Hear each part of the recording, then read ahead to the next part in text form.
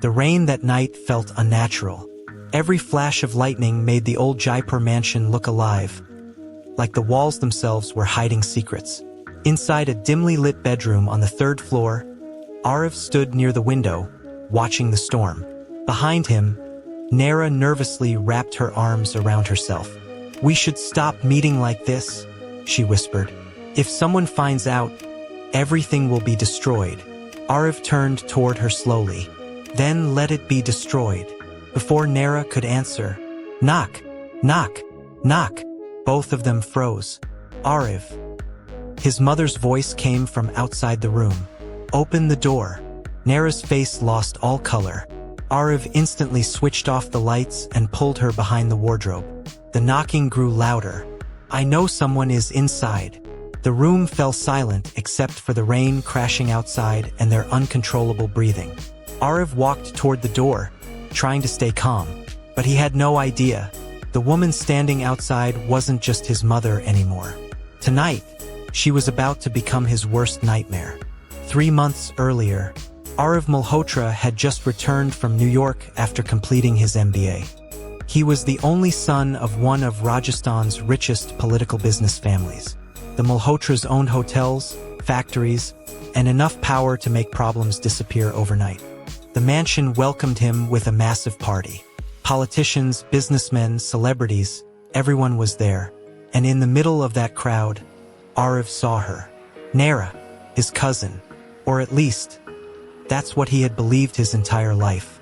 She stood near the staircase in a black sari, holding a wine glass, smiling politely at guests. For a second, the noise around Aarav disappeared, because the little girl he remembered from childhood no longer existed.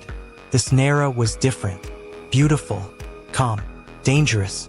"You're staring," she said when he walked over. "You changed. So did you." But the truth was, Aarav had changed too much. America had made him colder, wilder, reckless. Nothing excited him anymore. Until her. The attraction started slowly. Late-night conversations.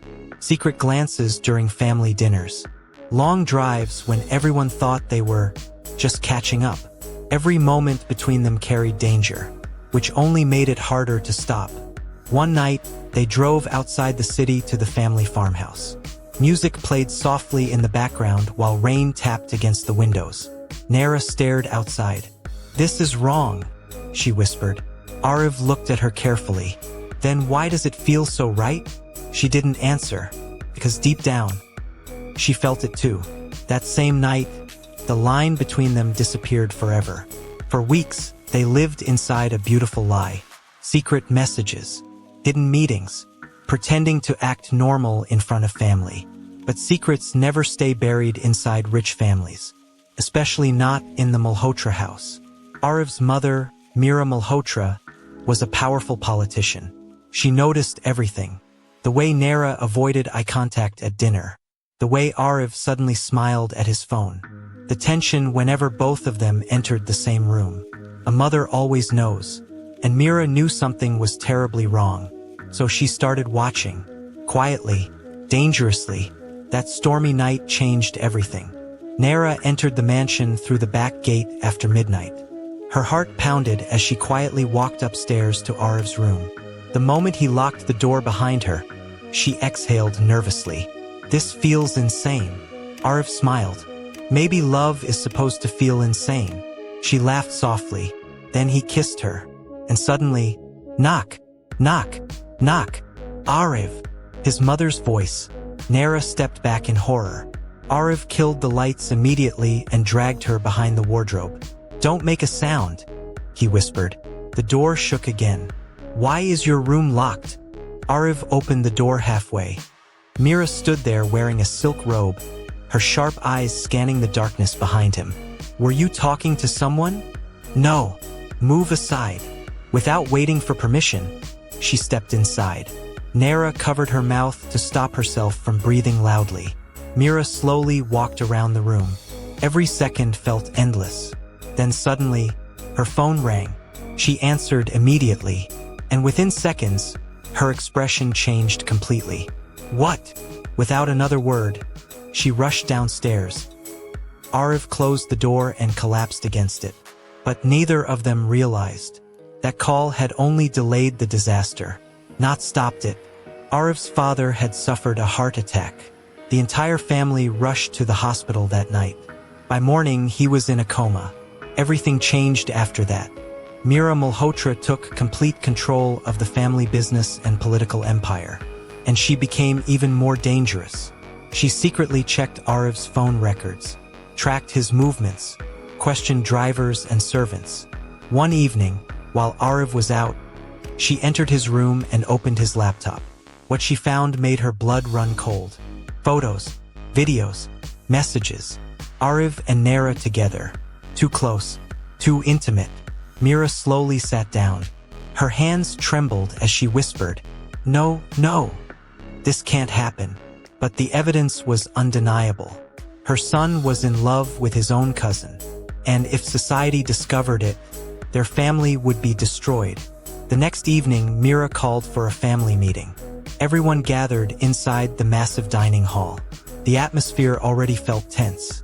Nayra sat quietly, unable to even look at Aarav. Then Mira threw a photograph onto the table. Silence exploded across the room. Nayra's mother gasped. Someone whispered, "What is this?" Aarav stood up slowly. "I'll explain." Nayra grabbed his hand under the table. "Please don't." But Aarav pulled his hand away. "I love her." The entire room froze. Then, slap. Mira hit him across the face. "Have you lost your mind? It's not a crime to love someone. She's your cousin." "I don't care." Nayra burst into tears. Voices rose across the room. Chaos spread everywhere. And then, clap, clap, clap. Everyone turned toward the entrance.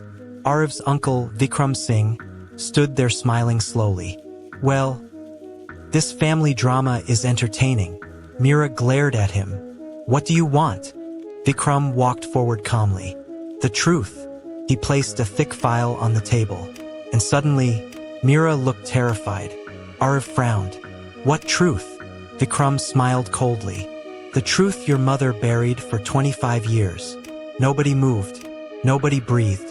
Then Vikram looked directly at Aarav. "Nayra is not your blood cousin." The room went silent.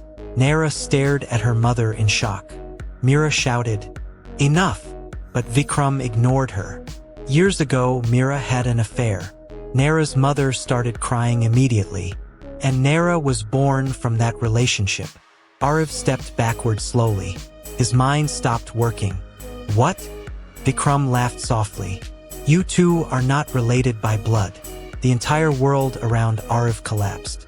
Everything he believed about his family had been a lie. And Mira finally broke down. "Yes," she whispered. "It's true." But the nightmare wasn't over. That same night, Nayra disappeared. Her phone was switched off. Nobody knew where she had gone. Aarav searched for her like a madman until he received a message from an unknown number.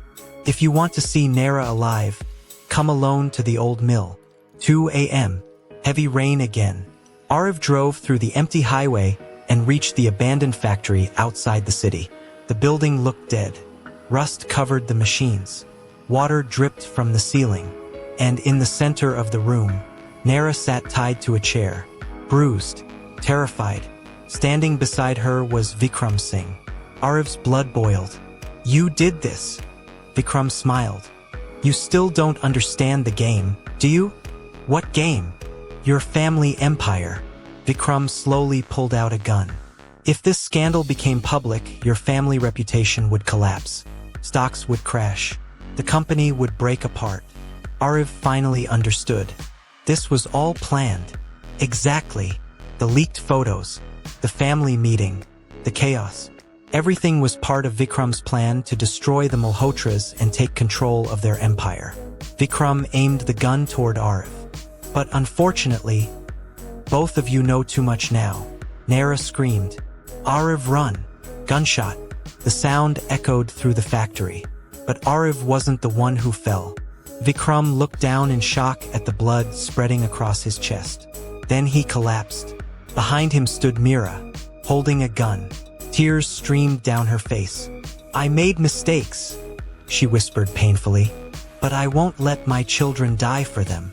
3 months later, the Malhotra Empire had collapsed. The mansion was sold. Political careers ended. News channels moved on to newer scandals. And for the first time in his life, Aarav felt free. He sat beside Nayra near a quiet beach far away from Jaipur. The sun slowly disappeared into the ocean. Nayra leaned against him. Do you think our story is normal? Aarav laughed softly. Not even close. Then what is it? He looked toward the dark horizon. A beautiful disaster. For a moment, everything felt peaceful. Then Aarav's phone vibrated. Unknown number. He answered slowly. A distorted voice whispered, Vikram Singh is still alive. The call disconnected, and suddenly, the peaceful sound of the ocean no longer felt peaceful at all. For more exciting and suspenseful videos like this, make sure to like the video and subscribe to the channel. Bye-bye. See you again soon.